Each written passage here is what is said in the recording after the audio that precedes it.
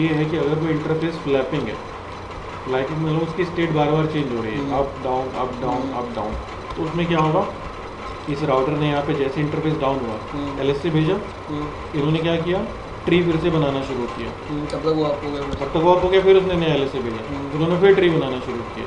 तो इस तरीके में क्या है कि ये जो राउटर हो सकता है क्रैश हो जाए, क्योंकि इन पर बहुत ज़्यादा लोड पड़ जाएगा। मतलब ये समझो कि यहाँ पे किसी भी एक इंटरफेस फेल्योर से हमारे बाकी जो 199 राउटर्स हैं, सबका टोपोलॉजी ट्री बदल जाता है और सबको शॉर्टेस्ट पाथ फर्स्ट एल्गोरिथम दोबारा रन करना पड़ता है, राइट। और जितना बड़ा ये इंटर नेटवर्क होता चला जाएगा, किसी एक इंटरफेस के फेल होने की प्रोबेबिलिटी बढ़ती चली जाएगी, राइट। तो दो तीन तरह की हमारे पास प्रॉब्लम्स जो आती हैं ये, अगर बहुत बड़ा डेटाबेस है तो A larger topology database requires more memory on reach or router. RAM ज़्यादा चाहिए होगी स्टोर करने के लिए. Processing the larger topology database with the shortest path first algorithm requires processing power that grows exponentially with the size of the topology database. जितना बड़ा database होगा उतना ज़्यादा processing power चाहिए. A single interface status change up to down or down to up forces every router to run shortest path first again. Right. तो इसका solution क्या? इसका सोल्यूशन ये है कि अगर बहुत बड़ा इंटर नेटवर्क है, नंबर ऑफ राउटर बहुत ज़्यादा है, तो हम उनको क्या करें, एरियाज़ में डिवाइड कर लें, है ना। जैसे ये जो हमने ऊपर वाली भी टोपोलॉजी देखी, इसमें मान रहे थे कि सारे राउटर जो एक ही एरिया में, लेकिन अगर हम इनको एरियाज़ में डिवाइड करें हम एक से ज़्यादा, तो जिस तरीके से ये जो राउटर्स है हमको एरिया 0 में ले लिया, ये जो राउटर्स हैं इनको एरिया 1 में ले लिया। अब इसमें क्या है कि नेबर बनने की कंडीशन है कि दो राउटर नेबर तभी बनते हैं जब वो सेम एरिया में। इस केस में ये 4 राउटर सेम एरिया में यही नेबर बनेंगे, और अगर यही नेबर बनेंगे तो यही ये अपने एलएस से किसके साथ शेयर करेंगे, अपने ही एरिया के राउटर्स के साथ। अब इनका लिंक स्टेट डेटाबेस छोटा हो जाएगा। पहले इनके लिंक स्टेट डेटाबेस में सारे राउटर्स के एलएस से थे, लेकिन अब नहीं हुआ। अब इनके लिंक स्टेट डेटाबेस में सिर्फ वही एलएस से होंगे, उन्हीं राउटर्स के जो सेम एरिया में। तो लिंक स्टेट डेटाबेस का साइज़ रिड्यूस हो गया। लिंक स्टेट डेटाबेस का साइज़ रिड्यूस हो गया तो उसको जब हम shortest path first algorithm run करेंगे तो उसमें टाइम भी कम लगेगा, प्रोसेसिंग पावर भी कम चाहिए।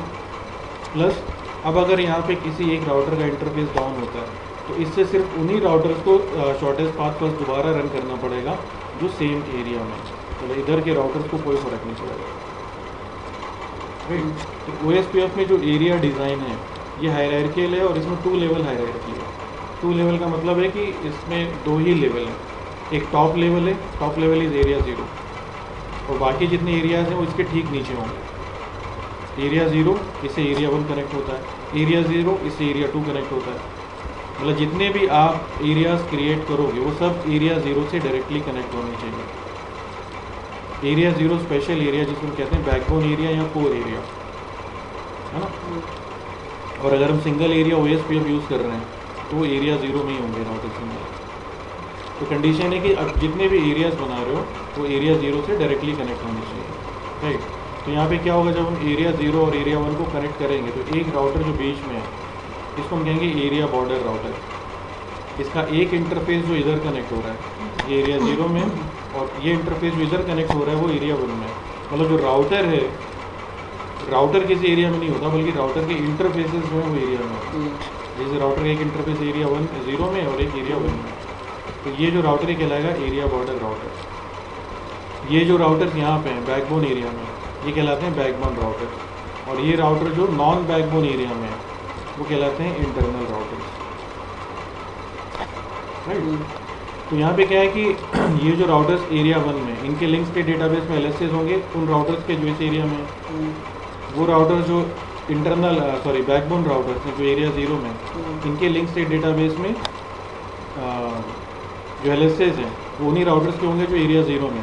लेकिन ये जो राउटर एरिया बॉर्डर राउटर ये एरिया 0 में भी है, एरिया 1 में भी है, तो इसके लिंक स्टेट डेटाबेस में दोनों तरफ के LSs होंगे, तो इसके पास कंप्लीट इन्फॉर्मेशन होगी।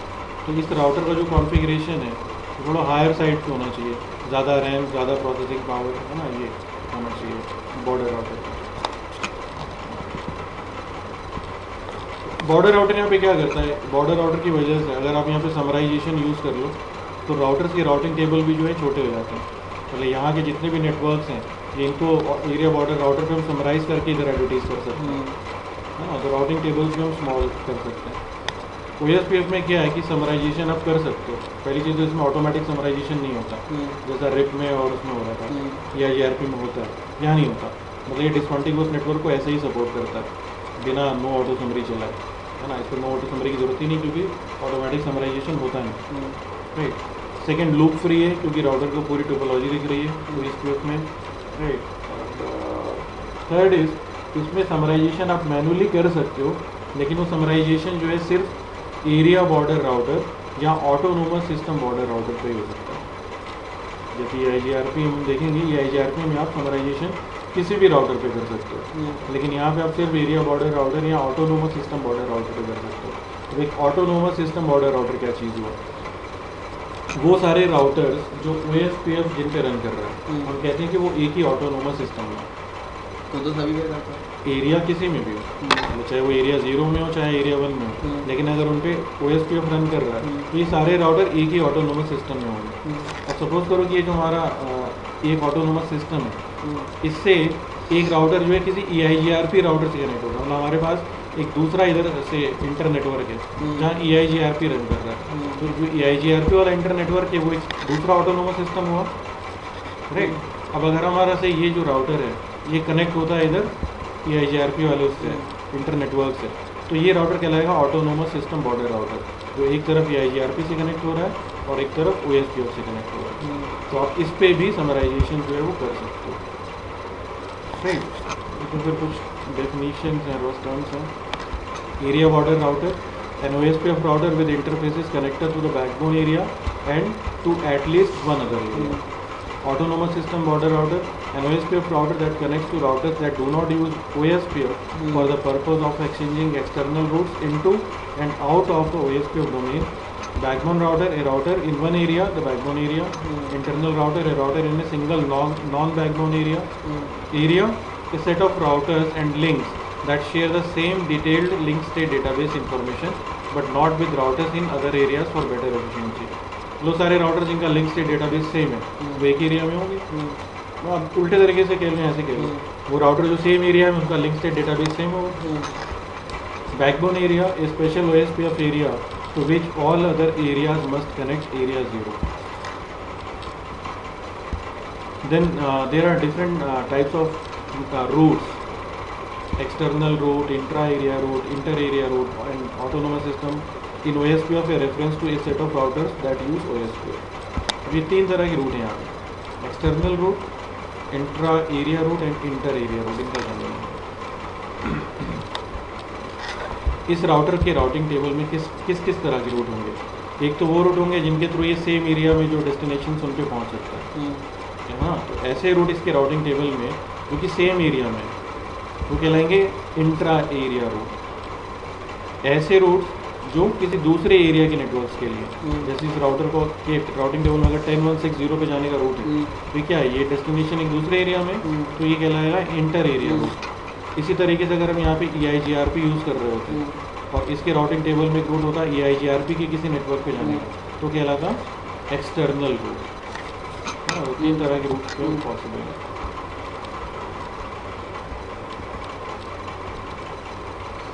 एरिया डिज़ाइन एडवांटेजेस, अगर हम एरियाज यूज़ करते हैं तो क्या फायदा? Smaller per area, LSDB requires less memory, the router requires fewer CPU cycles to process the smaller per area LSDB with the SPF algorithm, reducing CPU overhead and improving convergence time. The SPF algorithm has to be run on internal routers only when an LSA inside the area changes, तो routers have to run SPF less often. तभी run करेंगे जब उनके area में कोई interface down होता है। Less information must be advertised between areas, reducing the bandwidth required. Summarize करके भेजेंगे समरी LS से, तो उस केस में इंफॉर्मेशन भी कम भेजेंगे और राउटिंग टेबल भी स्मॉल होंगे। Manual summarization can only be configured on area border routers and autonomous system border routers, so areas allow for smaller IP routing tables. Next is OSPF configuration. कैसे करेंगे? इसमें काफ़ी सारी मिलती जुलती चीज़ें हैं। इसमें एक एडिशनल चीज़ आपके पास आ जाती है, मतलब राउटर आईडी तो ऑप्शनल है। ये राउटर OSPF, जैसे हम राउटर रिप लिखते थे, तो रिप में हम लिखते थे सिर्फ राउटर रिप। यहाँ पे राउटर OSPF के बाद हमारे पास एक ये process ID, process ID is locally significant, मतलब ये दो राउटर पे मैच करने की कोई ज़रूरत नहीं है। दो राउटर है, एक पे हमने लिखा राउटर OSPF1, दूसरे पे लिखा राउटर OSPF2, कोई फ़र्क नहीं पड़ता। सेम राउटर पे हम दो डिफरेंट प्रोसेसेस के लिए नहीं ले सकते। इसमें एक्चुअली ऐसा है ना कि हम कह रहे हैं कि OSPF जो है ये बहुत बड़ा इंटरनेटवर्क सपोर्ट कर सकता है, तो आप एक ही राउटर पे क्या कर सकते हो, OSPF के लिए दो सेपरेट प्रोसेसेस रन कर सकते हो। मतलब एक बड़े प्रोसेस की बजाय अगर हम दो छोटे प्रोसेस रन करें तो उनको मैनेज करना, हैंडल करना ज़्यादा अच्छा है ना। वैसे ही कुछ यहाँ पे अगर एक सिंगल प्रोसेस रन कर रहा है और वो अकेला ही इसे 200-300 LSAs मैनेज कर रहा है तो मुश्किल होगा। तो आप उसके लिए क्या कर सकते हो, आप एक ही राउटर पे OSPF के दो अलग अलग इंस्टेंस रन करा सकते हो। एक इंस्टेंस में आपने कुछ नेटवर्क्स ले लिए, दूसरे इंस्टेंस में कुछ दूसरे नेटवर्क्स ले लिए, राइट। तो यहाँ पे अगर मल्टीपल इंस्टेंस हम रन करा रहे हैं राउटर पे, तो वो एक राउटर पे जो इंस्टेंस रन कर रहे हैं उनको अलग अलग आइडेंटिफाई करने के लिए प्रोसेस आईडी यूज़ करते हैं। तो इसका दूसरे राउटर से कोई मतलब नहीं है ना। तो दो राउटर पे आप सेम भी रख सकते हो, डिफरेंट भी रख सकते हो, ये लोकली वो है सिग्निफिकेंट। राउटर आईडी कमांड से हम राउटर आईडी मैनुअली सेट कर सकते हैं, या फिर हम लूपबैक इंटरफेस पे IP देके इन्फ्लुएंस कर सकते हैं, नहीं तो फिजिकल पे जो हाईएस्ट होगा वो अपने आप ले ही लेता है। Next is network command. Network command का यहाँ पे भी वही काम है जो वहाँ पे था रिप में। एक तो ये बताना है कि किन इंटरफेसेस पे OSPF इनेबल करना है और कौन कौन से नेटवर्क एडवर्टीज करना है। लेकिन यहाँ पे आपके पास एक एडवांटेज है। रिप में क्या था, जैसे अगर आपने लिखा 192 नेटवर्क, क्योंकि वहाँ क्लासफुल लिखते थे, आपने लिखा नेटवर्क 192.168.1.0, तो जितने भी इंटरफेसेस पे 1.0 के सबनेट होंगे सब पे रिप इनेबल हो जाएगा, है ना। और ये सारे सबनेट एडवर्टीज होने शुरू हो जाएंगे, है ना। मतलब आप रोक नहीं सकते थे। यहाँ पे आप इंडिविजुअल सबनेट्स स्पेसिफाई कर सकते हो। जैसे हमने कहा कि राउटर पे 3 सबनेट थे, एक था 1.0, एक था 1.32, एक था 1.64, और हम चाहते थे कि सिर्फ 1.32 वाले पे ही जो है OSPF इनेबल हो और सिर्फ वही नेटवर्क एडवर्टीज हो। तो हम यहाँ पे नेटवर्क कमांड में सिर्फ उस पर्टिकुलर सबनेट को लिख सकते हैं। मतलब यहाँ पे आप सबनेट एड्रेस लिख सकते हो, क्लासफुल लिखने की जरूरत नहीं है। सबनेट एड्रेस और उसके साथ में आपको, क्योंकि सबनेट है तो सबनेट के साथ बिना सबनेट मास्क के तो पता नहीं चलेगा ना रेंज कहाँ से कहाँ तक है, तो सबनेट मास्क पे लिखना पड़ता है। लेकिन हम यहाँ पे सबनेट मास्क नहीं लिखते बल्कि वाइल्ड कार्ड मास्क लिखते हैं, और जो वाइल्ड कार्ड मास्क होता है ये सबनेट मास्क का इन्वर्स होता है। कैलकुलेट कैसे करेंगे,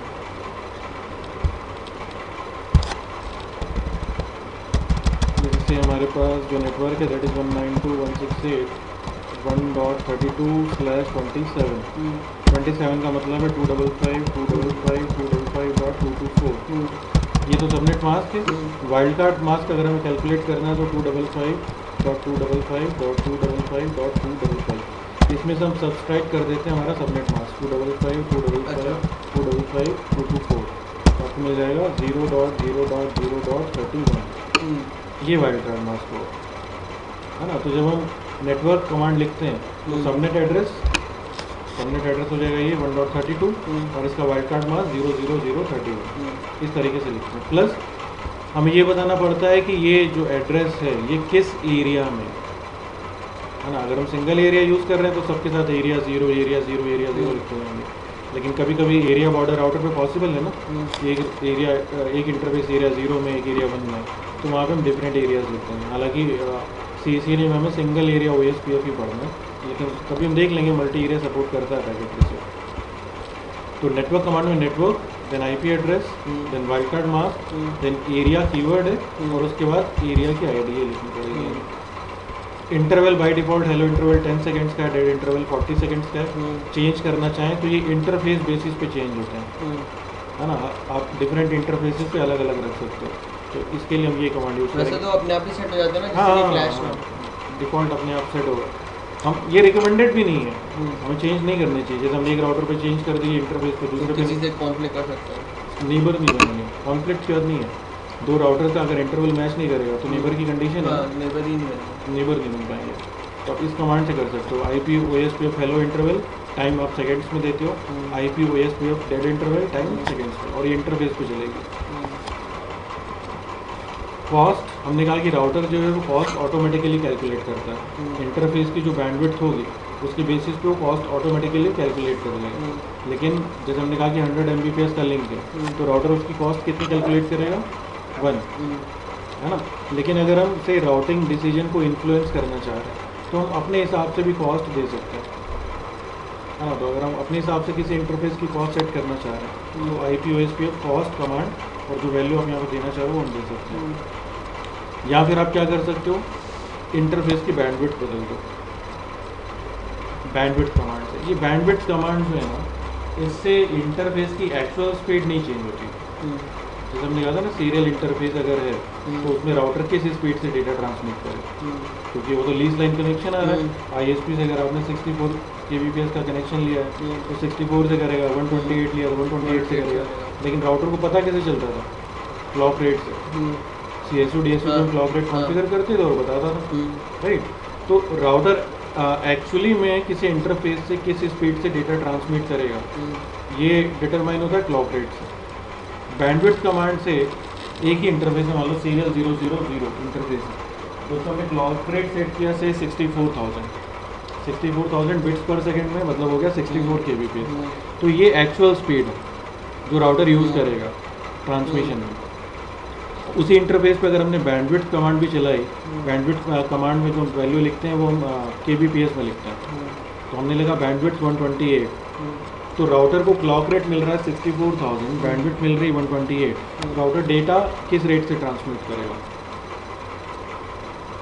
बैंडविड्थ है 128 और क्लॉक रेट है 64,000 बिट्स पर सेकेंड, मतलब 64 kbps आप मान लो।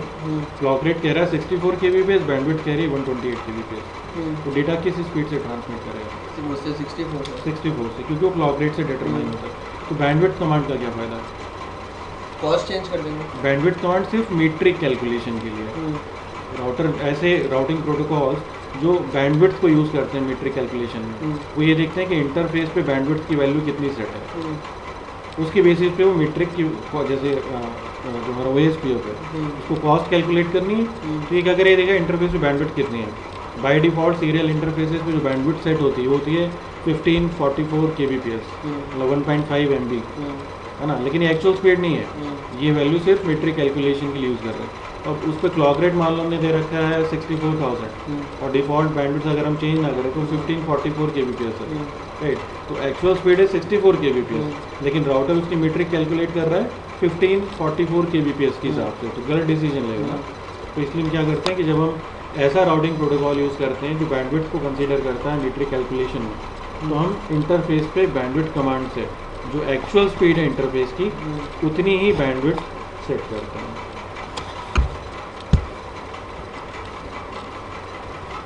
ऑटो कॉस्ट रेफरेंस बैंडविड्थ, ये राउटर सब कॉन्फ़िगरेशन मोड में चलेगी। इसका क्या मतलब है? हमने कहा कि जो OSPF में मीट्रिक कैलकुलेशन का फॉर्मूला है that is 10⁸ divided by bandwidth in bits पर सेकेंड। और हमने देखा कि जो 100 Mbps का लिंक था उसकी कितनी आ रही थी कॉस्ट? 1। अब सपोज करो कि हमारे पास जो इंटरफेस है दैट इज 1000 Mbps, तो उसकी कितनी आएगी? 1000 Mbps। ये हो जाएगा 10⁸ डिवाइडेड बाई 10�9। 10�9 क्यों आया? 1000 into 333 ऐसा करते। हाँ 10⁸, हाँ ठीक है। तो ये कॉस्ट कितना चलेगी? फ्रैक्शनल में चलेगी ना, 0.1, राइट। तो कॉस्ट की वैल्यू जो है 1 से कम नहीं हो सकती कभी, राइट। तो 1 से कम नहीं हो सकती, तो राउटर क्या करेगा, जो 1000 Mbps का लिंक है उसकी कॉस्ट भी 1 कर देगा।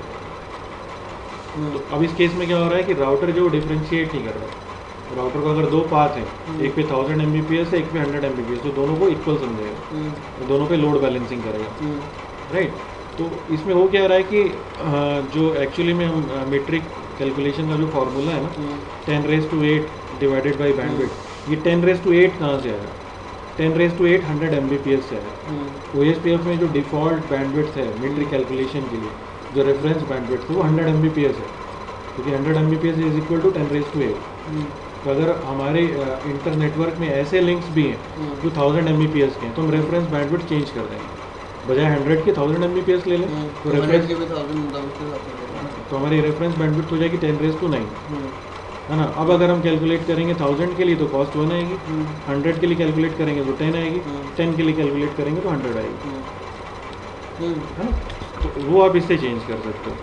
ऑटो कॉस्ट रेफरेंस बैंडविड्थ, ये वैल्यू जो है वो Mbps में स्पेसिफाई करते हैं, है ना। अगर हमारे यहाँ 1000 Mbps के लिंक्स हैं तो हम लिख सकते हैं auto cost reference bandwidth space 1000, तो जो फॉर्मूला ऑटोमेटिकली चेंज कर